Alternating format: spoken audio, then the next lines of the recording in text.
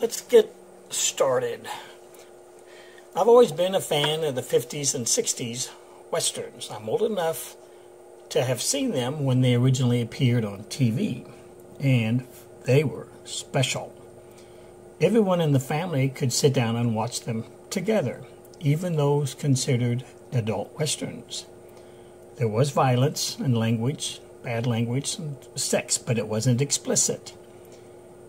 Each episode nearly always ended with a positive message. I don't really believe that you can find an original Western series on TV or in the movies like that anymore. On September 6, 1958, when I was just 8 years old, something cool happened.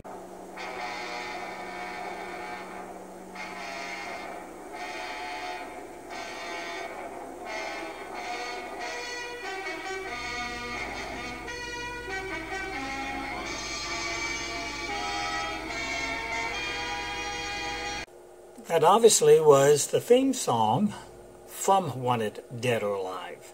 It starred a future international heartthrob, and we all know his name is Steve McQueen. Here's how it all began. An American film and television producer by the name of Vincent Finelli, I think that's how he pronounces his name, he was looking for an actor to play a bounty hunter in an episode of Robert Culp's TV show called Trackdown. Finelli found Steve McQueen, whom he described as a little guy who looks tough enough to get the job done, but with a boyish appeal behind the toughness. I think that kind of describes his looks and the character. The Bounty Hunter episode, which aired on March 7, 1958, was a pilot for a new 4-star series. CBS liked what they saw and wanted Dead or Alive for a fall start. McQueen played Josh Randall, a bounty hunter from the 1870s. Most bounty hunters were portrayed on TV and movies as hard, cruel men, but Josh Randall was different. He was a bounty hunter with a soft heart. He usually gave half or all of his reward money to good causes. He was a gentleman and very respectful of the elderly, but he packed an unusual weapon in his holster, a sawed-off Winchester. McQueen and that Winchester were pretty much equal stars in the series.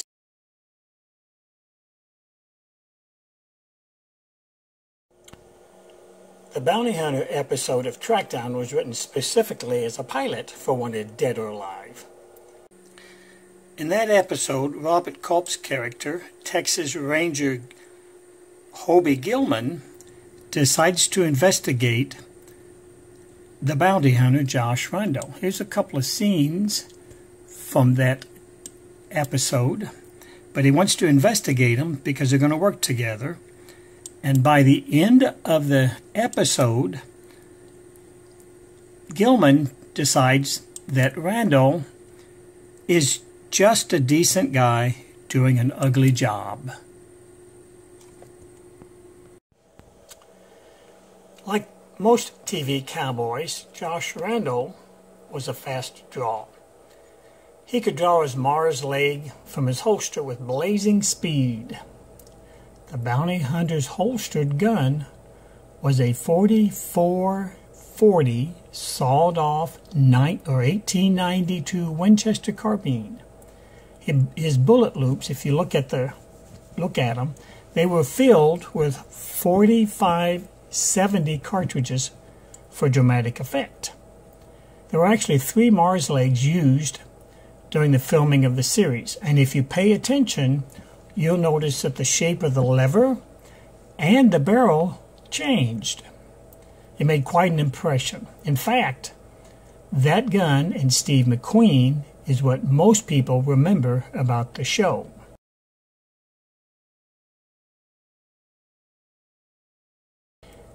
But there's a major problem with the popular series ignored by its viewers, including me, and it's his gun. The series took place in 1870. His gun didn't exist when Josh Randall was doing his work.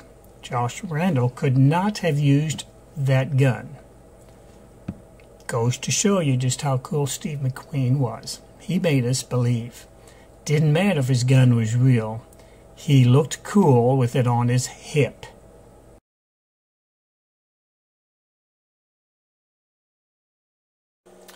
According to an A&E biography profile, McQueen took the role of Josh Randall because his prospects for acting in movies were drying up.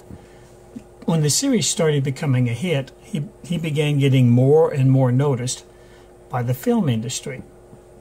Steve McQueen said that Randall was actually more like him than any of the other characters he played. He wanted his character Josh Randall to have flaws. In fact, he walked off the set because he did not like when they started portraying Josh Randall as a Superman. He got his way, and the series toned it back. Many well-known actors guest-starred on Wanted Dead or Alive. Here's just a few, and I bet you recognize many of them.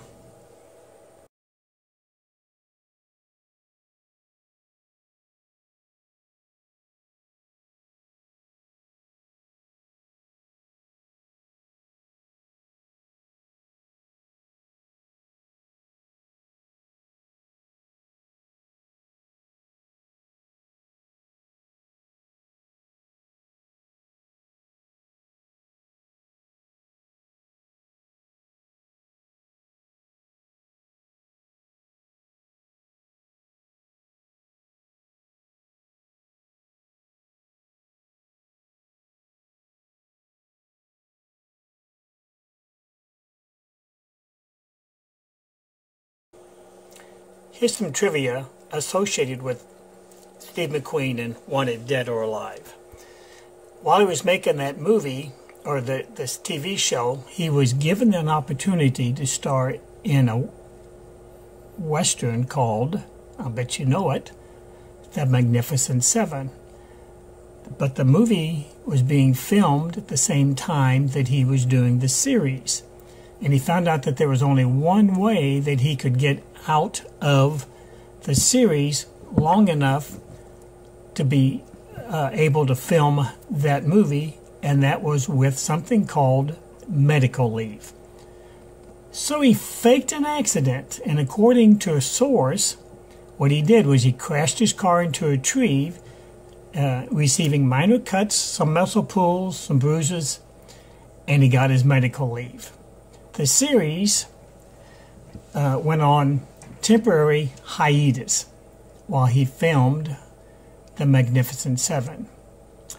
And by the way, car crashing was something that Steve McQueen must have inherited from his biological father, because his father was a stunt pilot in the circus. And as we all know, Steve was both into motorcycle racing and car racing, and actually almost considered becoming a professional race car driver.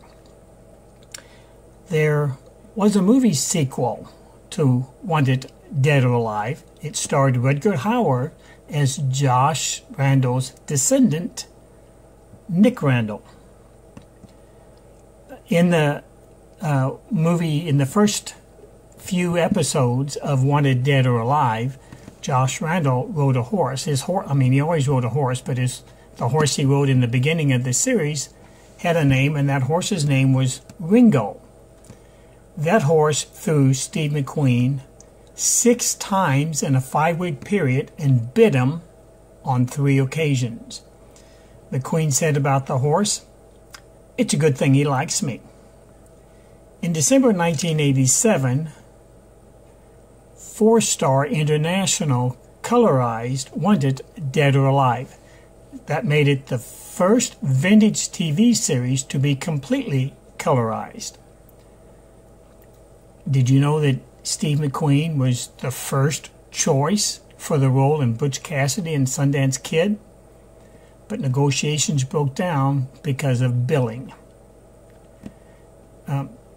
he was in high demand. Steve McQueen was in high demand, and while he was in high demand, he was also known to constantly get in fights with his director and producers, and that caused a lot of drama on the set. However, certainly didn't stop him from getting cast in movies.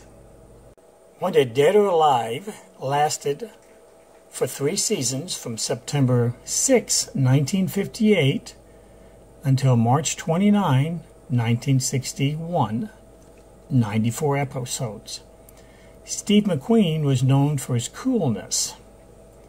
Many believe he initiated the concept of cool entertainment. In fact, it launched him as the first television star to cross over into similar status on the big screen.